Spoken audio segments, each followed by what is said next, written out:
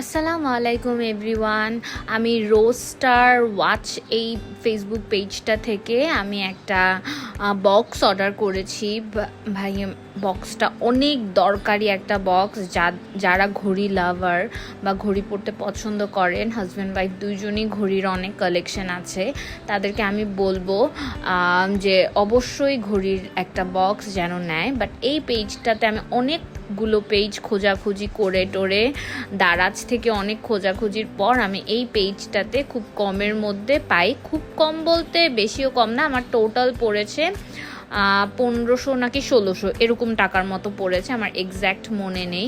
ভাই, ওরা প্যাকেজিংটা যে জোস করেছে, মানে এটা ভাঙার কোনো চান্সই নেই। কারণ হচ্ছে আমি দেখলাম যে ওরা আমার আলমারি কভার করতে যেরকম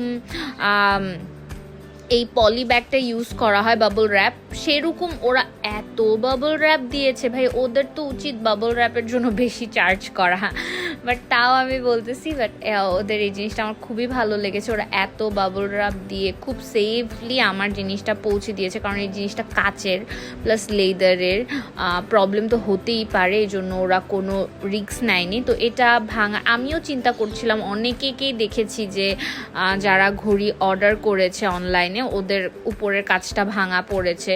বাট এই পেজে এরকম কোনো চান্সই নেই, ওরা এত বাবল র্যাপ দেয়। আমার হাজব্যান্ডের অনেক সময় লেগে গেছে এটা খুলতে। দেখেন, বক্সের ভিতর আবার বক্স, ওরা এত জোস করে প্যাকেজিং করেছে। আর প্যাকেজের ভিতরে মানে আমি তো দেখে জাস্ট ওয়াও, অনেক কালার ছিল, বাট আমার মনে হলো যে আমি ব্ল্যাকটাই নেই। ব্ল্যাক তো সুন্দর লাগবে আসলে, ভিতরে কালারফুল বা যে এরকমই ঘড়ি রাখি, উপরে উনি দেখতেছে যে কাজটা কেমন আছে, ভেঙেছি কিনা। না, ভাঙার তো কোনো চান্সই নেই। আর কোয়ালিটি কি বলবো, ভিতরের যে মানে ফিনিশিং আর কোয়ালিটি, ভিতরের এক একটা ঘড়ির যে রাখার জায়গাগুলো, ওগুলো তো খুবই অস্থির, খুবই মারাত্মক। দেখেন, আমি আবার খুলে দেখাচ্ছি, আমি ঘড়িগুলো সাজিয়েছি।